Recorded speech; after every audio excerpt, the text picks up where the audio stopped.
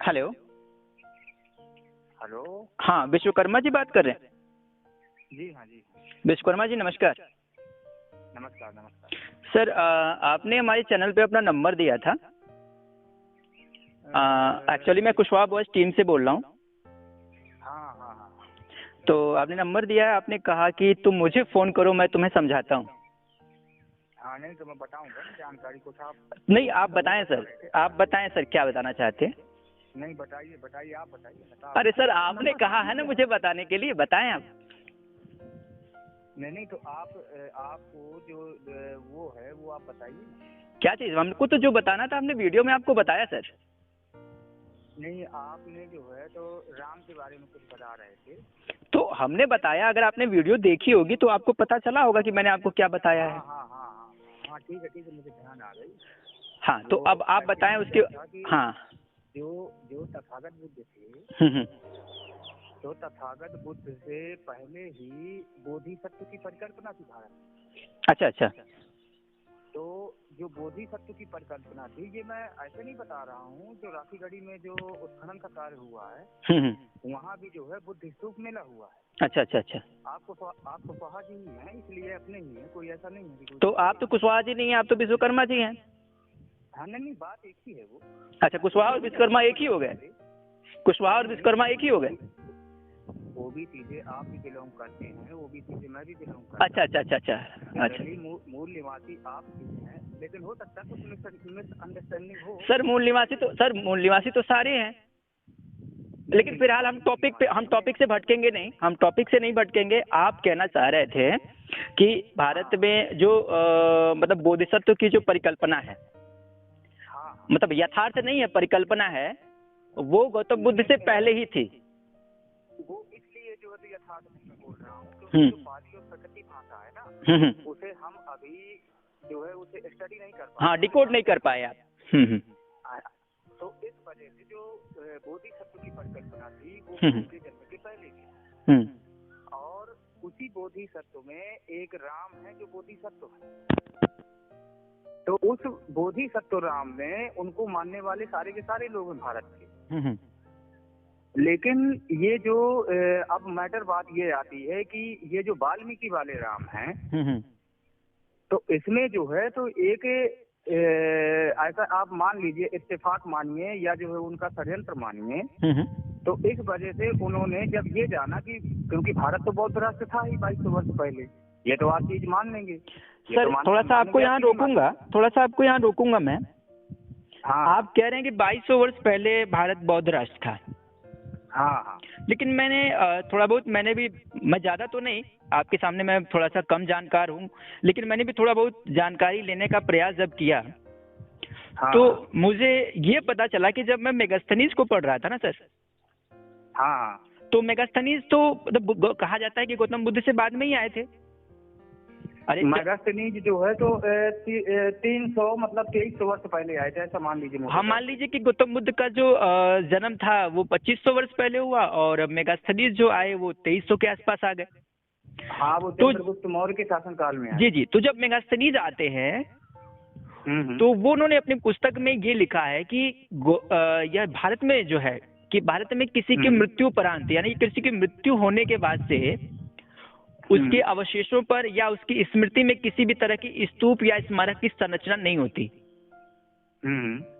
ठीक है, मतलब स्तूप नहीं बनते और किसी की स्मृति में कोई चीज बनाने का यहाँ कोई रिवाज नहीं है, जैसा कि उनके यहाँ था। वो कहते हैं कि जैसा हमारे यहाँ है वैसा रिवाज यहाँ नहीं है। लेकिन अगर गौतम बुद्ध की अगर हम बात करें तो ऐसा पता चलता है कि गौतम बुद्ध के परिनिर्वाण के कुछ ही दिनों बाद से स्तूप संरचना भारत में शुरू हो चुकी थी। और आप लोग तो ये भी दावा करते हैं कि नहीं, स्तूप तो सिंधु सभ्यता से ही बने आ रहे हैं। नहीं एक मिनट सर कि मनो आप लोग ये दावा करते हैं ना कि सिंधु सभ्यता जो है वो मतलब बौद्ध सभ्यता थी और उसमें भी स्तूप हैं। तो मैं ये पूछना चाहता हूँ कि जब मेगास्थनीज आए तो वो तो साफ इनकार करते हैं कि भारत में स्तूप वगैरह तो थे ही नहीं, और आप कह रहे हैं कि नहीं स्तूप हमने वहां देख लिए।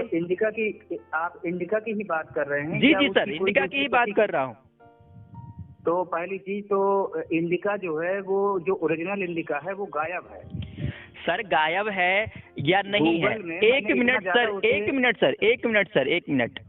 अगर अब जब जो चीज आपसे जो यही तो प्रॉब्लम है कि जो चीज आपके लेवल की होती है वो घटिया से घटिया किताब भी आप उसको ऑथेंटिक बना के प्रदर्शित कर देते हैं, और जिस चीज में आपके साक्ष्य नहीं मिलते आप उनको बोलते हो कि वो ओरिजिनल वाली तो गायब हो गई, फिर ब्राह्मणों ने तो मिलावट कर दिया, फिर ब्राह्मणों ने हमारी किताब खराब कर दी, ब्राह्मणों ने हमको जलवा। क्या आप ऐसे नहीं होता सर? देखिए, कोई भी विषय वस्तु जब होती है, कोई भी पुस्तक होती है, जैसे आप कह रहे हैं ना कि मेगास्थनीज की जो मूल पुस्तक थी वो नहीं रही, लेकिन मेगास्थनीज के बाद से काफी सारे राइटरों ने उसको दोबारा जो संकलित करने का जो प्रयास किया है ना सर, तो उस संकलन से भी आज भी आप जब भी इंडिका की मूल प्रतियां भले ही ना हो, लेकिन आज भी भारत को समझने के लिए इंडिका का एक महत्वपूर्ण स्थान है। नहीं, तो आप उसको स्थान है। दूसरी चीज क्या है कि उसमें लिखावट होती रहती है, कई लेखक लिखते हैं। कई लेखकों की मैं बात नहीं कर रहा, मैं दो ही लेखकों की बात करूंगा, ठीक है। और उनमें जो जैसे एक तो इंग्लिश में जो ट्रांसलेट किया उन्होंने, और इंग्लिश के बाद से हिंदी में ट्रांसलेट हुई, इस पे मैंने ऑलरेडी वीडियो भी डाल रखा है सेम इसी टॉपिक पर, आप चाहें तो एक बार जाके सर्च कर लीजिएगा, देख लीजिएगा। तो जब वो आते हैं ना, तो उस टाइम उनको कोई भी स्तूप संरचना पूरे भारत में कहीं दिखाई नहीं देती। तो और आप कह रहे हैं कि नहीं, स्तूप तो सिंधु सभ्यता से थे, और जबकि मैंने उस पुस्तक में पढ़ा है। नहीं, अभी थोड़ा सा, हाँ बोल लीजिए, चलिए सुनता हूँ आपकी भी। जो आप कह रहे हैं वो बात सत्य है कि मेगास्थनीज के समय में बुद्ध के स्तूप नहीं बने हुए थे।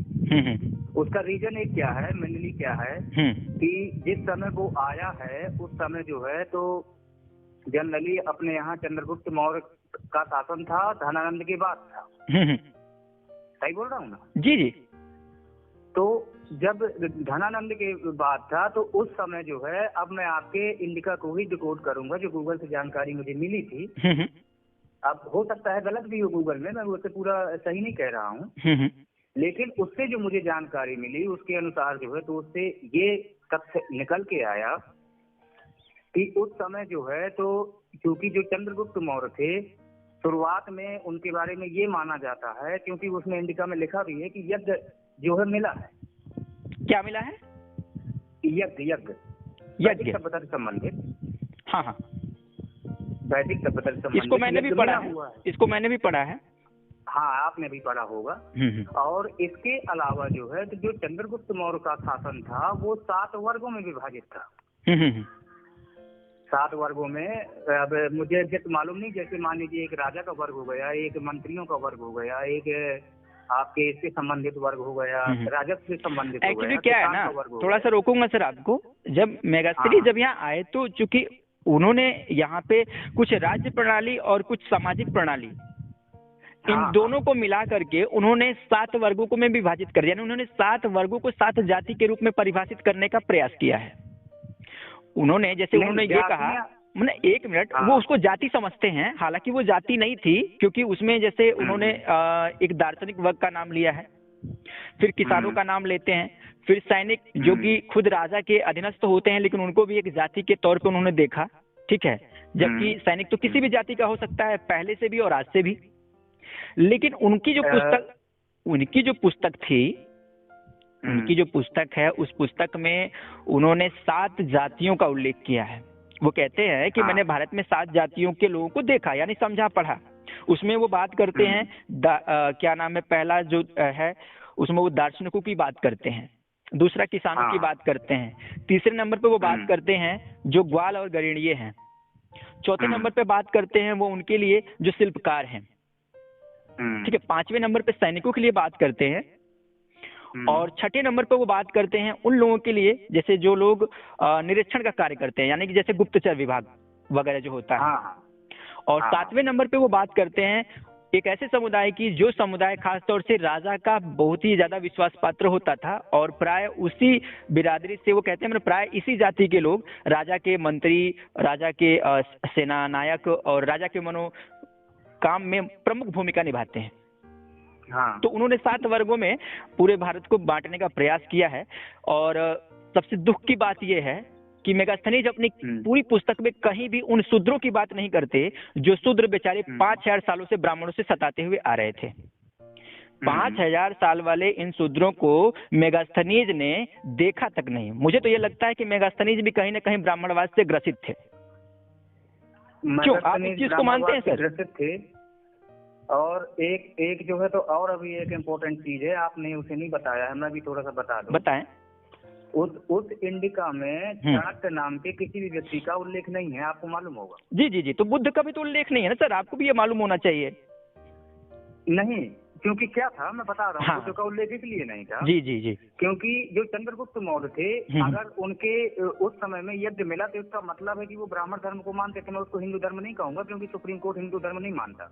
अरे सर, सुप्रीम कोर्ट तो बौद्ध धर्म को हिंदू धर्म का अंग मानता है सर। आखिर जो हमारा कॉन्स्टिट्यूशन है, जो हमारा कॉन्स्टिट्यूशन है, एक मिनट सर, एक देखिए, इतनी लंबी बात ना करिए, हम विभिन्न मुद्दों पर जाएंगे तो हम जिस बारे में आप मुझे समझाना चाहते थे हम उस चीज को नहीं समझ पाएंगे।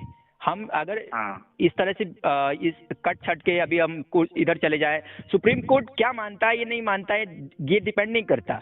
डिपेंड ये करता है कि धर्म जो होता है, चाहे आपका बौद्ध हो, चाहे हिंदू हो, चाहे इस्लाम हो, चाहे सिख हो, कोई भी धर्म हो, दैट्स वाइज हमारा जो कॉन्स्टिट्यूशन है, हमारा कॉन्स्टिट्यूशन ये बोलता है। अब आपने कहा ना जैसे हिंदू धर्म को सुप्रीम कोर्ट धर्म नहीं मानता।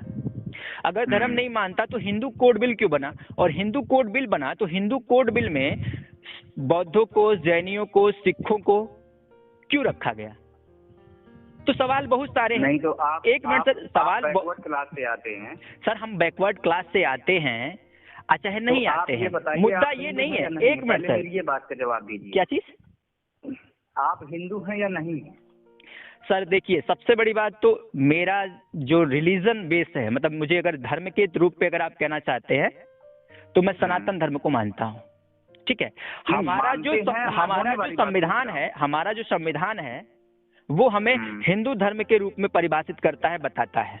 क्योंकि हमारे संविधान का आर्टिकल 25(2) भी, हमारे संविधान का आर्टिकल 25(2) भी ये कहता है कि भारत में रहने वाले बौद्ध, जैन, सिख, ठीक है, ये जो लोग हैं ये लोग हिंदू धर्म के अंतर्गत ही आते हैं और इसीलिए हिंदू कोड बिल में इनको भी रखा गया है। और दूसरी सबसे बड़ी बात है कि जो हिंदू मैरिज एक्ट होता है उसमें भी इनको रखा गया है। तो अब इस पर लंबी बात न करते हुए हम लोग चलते हैं फिर मेगास्थनीज के बाद। अगर इस मुद्दे पर बात करनी होगी तो फिर कभी आगे कर लेंगे। नहीं तो वो तो फिर अपनी डिबेट होती ही रहेगी, उसका अंत नहीं होगा। हाँ, मेन बात पे ही चलते हैं। जी, हम वहीं पे चलते हैं। जैसे आपने मुझे बस इतना बता दीजिए, आप ये कहना चाहते हैं कि मेगास्थनीज में चाणक्य का जिक्र नहीं है? नहीं किया। चलिए मैं मान लेता हूँ, मुझे चाणक्य से उतना लेना देना भी नहीं है, मुझे लेना देना है गौतम बुद्ध से। नहीं, वो थोड़ा सा क्या है कि बताना पड़ेगा ना, तो कुछ काल्पनिक पात्रों को भी निकालना है ना। मैं काल्पनिक तो सबसे बड़े काल्पनिक पात्र तो गौतम बुद्ध साबित हो गए ना, क्योंकि वो मेगास्थनीज में तो है ही नहीं है। अगर मेगास्थनीज में चाणक्य ना होने से चाणक्य काल्पनिक पात्र हो गए तो मेगास्थनीज की किताब में तो गौतम बुद्ध भी नहीं है। देंगे तो मैं बताऊंगा। हाँ बताएं। वो इसलिए जो है तो बुद्ध का उन्होंने उल्लेख नहीं किया जी, कि जो चंद्रगुप्त मौर्य थे ये जो है तो ये ब्राह्मण धर्म को मानते थे। ये कहाँ लिखा कि वो ब्राह्मण धर्म को मानते थे सर? मानते थे क्योंकि यज्ञ जो है उनके लेख में मिला हुआ है। सर वो यज्ञ करते थे, नहीं यज्ञ करते थे तो यज्ञ करना चाहे नहीं करना ये एक वैदिक संस्कृति है, वैदिक सभ्यता के लोग यज्ञ करते थे और यज्ञ करने से कोई वैदिक जब उनके लेख में यज्ञ मिलता है तो इससे अंदाजा लगा जा सकता है ओबियसली कि हाँ वो वैदिक धर्म के अनुयायी थे। ये सही बात है, वो वैदिक धर्म के अनुयायी थे। हाँ मानते थे, चलिए मान लिया मैंने, मानते थे। हाँ, और अंत में जो है ऐतिहासिक व्यक्ति से ये भी मिला है कि लास्ट में उन्होंने जैन धर्म भी कबूल किया। हाँ, ऐसा तो मेगास्थनीज ने नहीं लिखा, लेकिन फिलहाल आप कहते हैं तो मैं मान लेता हूँ। नहीं, मेगास्थनीज ने नहीं लिखा है, लेकिन मैं बताता हूँ क्योंकि अब यहाँ जो है तो मैं दोनों तरह से बता रहा हूँ। जो कुछ आजकल जो डाटा मिलता है, आजकल जो 2-4%, 10% सही हिस्ट्री मिलती है, उस बेस पर हम ये देखते हैं। ये टीवी में भी एक धारावाहिक आता है, उसमें भी देखा है मैंने। सर सीरियल की बात ना की जाए, हम तथ्यों की बात करें। हाँ, तो चंद्रगुप्त मौर्य जो है लास्ट में जैन धर्म में जो है अपनाते हैं और इसी ब्राह्मण धर्म और जैन धर्म के बीच में उनके शासन काल में लगभग 1 से 1.5 साल जो है जो मेगास्थनीज जिनका आपने जिक्र किया वो उनके यहाँ रहते हैं। तो जनरली क्या रहता है कि जब राजा हिंदू धर्म को मानने वाले होंगे या जो है तो वो जैन धर्म को मानने वाले होंगे तो सवाल ये उठता है कि जैन धर्म तो उन्होंने बाद में कबूल किया था, हो सकता है मेगास्थनीज उस समय चले गए हों। जी जी जी जी, है ना। और बाकी बात आती है जो बुद्ध की, तो बुद्ध को उन्होंने इसलिए परिभाषित नहीं किया कि अगर वो बुद्ध को परिभाषित करते तो फिर उनको महावीर स्वामी को भी परिभाषित करना पड़ता, क्योंकि 36-37 साल बाद जो जैन धर्म भी उसी समय उदय हुआ। तो इसलिए उन्होंने इस चीज को देखते हुए बुद्ध को ये मान लीजिए आप, उन्होंने इग्नोर किया। या ऐसा हो सकता है कि जब जैसी जो राजा हुआ करता है, राजा के हिसाब से ही देश का परिवेश होता है। और क्योंकि जब साल से 1.5 साल वो वहाँ रहे और चंद्रगुप्त मौर्य के दरबार में रहे, वहीं उन्होंने खाया पिया, सब कुछ वहीं पे उनका चलता रहा, वो एक दार्शनिक थे। तो इसका मतलब है कि जब उन्होंने इंडिका लिखा तो वो उसकी जानकारी चंद्रगुप्त मौर्य को होनी चाहिए और होगी। तो जो आपने कहा कि उन्होंने बुद्ध का वर्णन नहीं किया, तो इसका तथ्यात्मक ये निकलता है कि बुद्ध का वर्णन उन्होंने इसीलिए नहीं किया क्योंकि वो बुद्ध से दूर थे। दूर का मतलब कि उस समय जो है तो बुद्ध के पास वो नहीं पहुंचे या बुद्धिज्म उनके पास नहीं पहुंचा, क्योंकि वो ओबियसली अपने घूमने के लिए आए थे। यहाँ पे जो यात्रा वृतांत था, जो यहाँ का कल्चर था या जो यहाँ का साम्राज्य था, उसको उनको जो है तो अंकित करना था।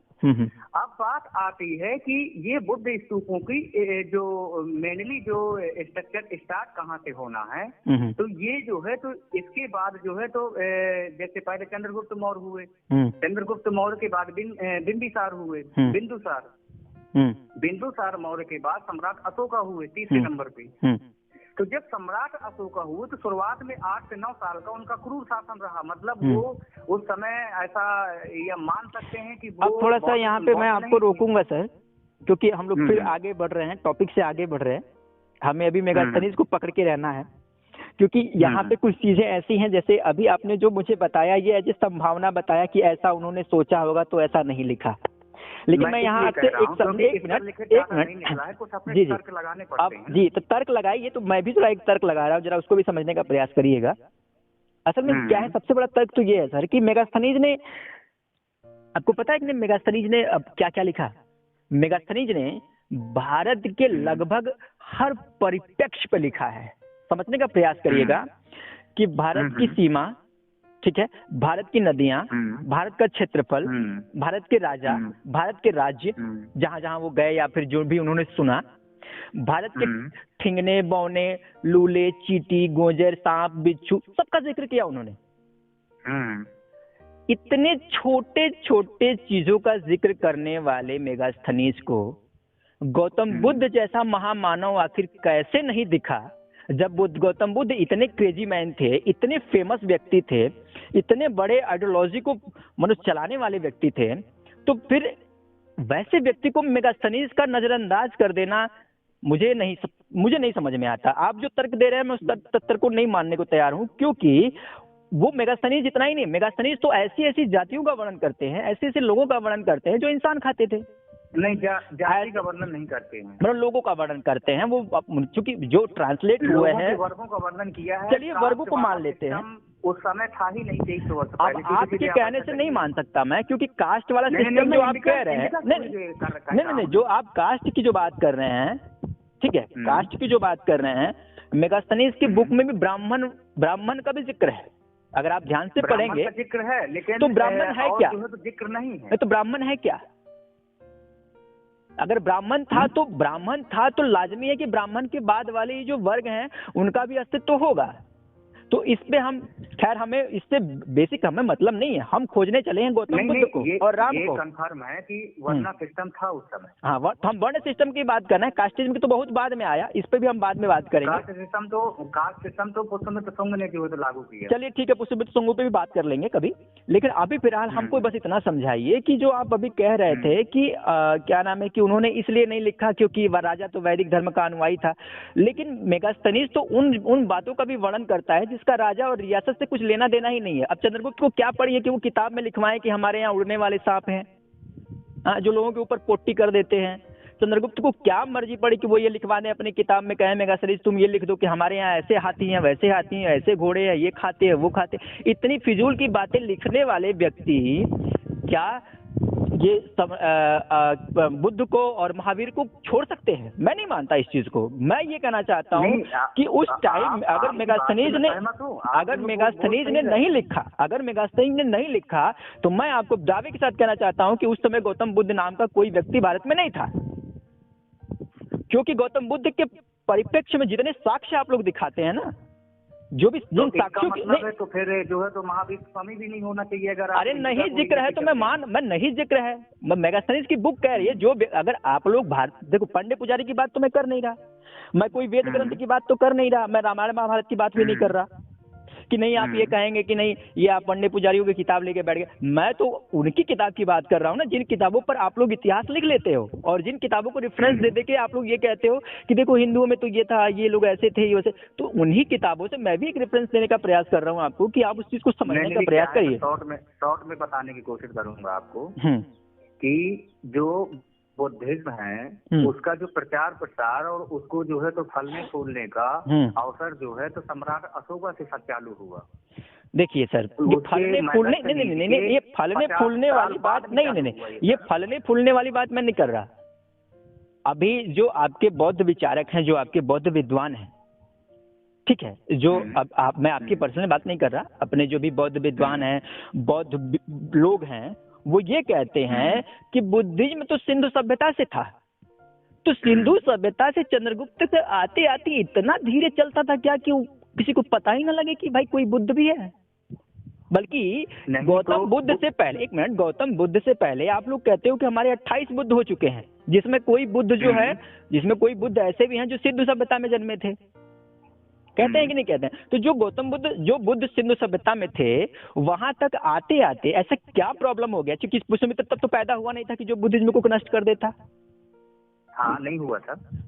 तो उसके पहले आखिर ये बुद्धिज्म इतना धीरे धीरे सिंधु सभ्यता से लेकर के और मेगास्थनीज तक किस स्पीड से चल रहा था कि किसी को पता नहीं चला गौतम बुद्ध के बारे में? गौतम बुद्ध को जो आप गौतम बुद्ध कहते हैं पर्सनली, तो वो 25 वर्ष वाले हैं। मैं उन्हीं की बात कर रहा हूँ। आप अगर जो है तो इसमें चलें, बोधिसत्व में चलें, बोधिसत्व का एक जो सिद्धांत है, श्रमण संस्कृति का जो सिद्धांत है, सर बोधिसत्वों की तो बात ही मत करिए, बोधिसत्वों की तो बात ही मत करिए, क्योंकि बोधिसत्वों की जो आप बात कर रहे हैं, तो ये बोधिसत्व भी एकदम काल्पनिक कॉन्सेप्ट है ना, ये ऑथेंटिक कॉन्सेप्ट नहीं है। क्योंकि अभी नहीं, तो नहीं, अभी तो नहीं, एक मिनट मैं आपसे पूछ लेता हूँ। नहीं सर, मैं आपको बता रहा हूँ। आप जो है आप मेरी भी बात सुनिए। धाराओं में नहीं सर, मैं धारा में नहीं जा रहा, मुझे बस संतुष्ट कर दीजिए, मैं धारा में नहीं जा रहा। आप मुझे बताइए, आप बोधिसत्व की बात कर रहे हैं, आप एक चीज बताइए, बुद्धिज्म का जो सबसे बेसिक कॉन्सेप्ट है वो जातक से लिया जाता है, क्योंकि जातक की कथा, अरे बुद्ध ने त्रिपिटक लिखा नहीं, बुद्ध ने लोगों को अपने कथाओं के माध्यम से ही समझाया है, और उन्हीं कथाओं का संग्रह है जातक, और उसी जातक से आपने त्रिपिटक लिखवाया। उन्हीं जातक को संकलित करके त्रिपिटक के सारे अध्याय लगभग लिखे गए हैं, और कुछ बाद में उनके शिष्यों ने अलग अलग मत और संप्रदाय बना करके अपनी अपनी पुस्तकें लिखी हैं। तो सवाल ये पैदा होता है कि अगर हम जातक को ऑथेंटिक, जैसे आपने कहा ना कि ये जो आप राम पंडित की बात कर रहे थे ना, ये कैरेक्टर जातक का है, दशरथ जातक, बोधिसत्व राम, हाँ बोधिसत्व राम जो आप कह रहे हो ना, बोधिसत्व राम, ये जातक का है। तो अगर आप जातक की इस बात पर विश्वास करते हो, तो आपको जातक की अन्य बातों पर भी विश्वास करना पड़ेगा, जिसमें गौतम बुद्ध ये कहते हैं कि मैं बोधिसत्व के रूप में सुमेध ब्राह्मण के यहाँ पैदा हुआ था, जो मुझसे 1 लाख वर्ष पहले था। ठीक है, उसके बाद पहला जो दूरे निदान की जो कथा है, पहला अध्याय ही पढ़िए ना आप उसका। दूरे निदान की कथा में सुमेध, तो पढ़ लीजिए, सुमेध ब्राह्मण ही अपने जन्म मनो बोधिसत्वों की सभी परमिताओं को मनो पार करते हुए अंत में जाकर के वही गौतम बुद्ध हुआ है। ये गौतम बुद्ध ने दूरे निदान की जो कथा है, पहला ही है। आप एक बार जातक चाहे तो एक बार पढ़ लीजिए, एक बार खुद संतुष्ट हो लीजिए, तब राम पंडित पे बात करेंगे। क्योंकि आप कह रहे हैं ना कि राम पंडित ही ये इनका राम है, इनको इन्होंने चुरा लिया, ये कर लिया, तो यहाँ भी आप बहुत बुरी तरह फंस जाएंगे। अगर देखिए असल में क्या है कि आप जातक को अगर प्रमाणित करेंगे, अगर जातक को आप सही साबित करेंगे, तो जातक भी आप लोगों के लिए कम मतलब गले का घेग नहीं, बहुत बड़ा घेग है जातक। क्योंकि जातक में इतनी असंभव ऐसी चीजें लिखी गई हैं, ऐसे कैरेक्टर उसमें गढ़े गए हैं जिनको आप झुठलाएंगे तो फिर आप न जातक वाले रहेंगे और ना रामायण वाले ना बोधिसत्व वाले, कुछ भी नहीं रहेंगे सर आप।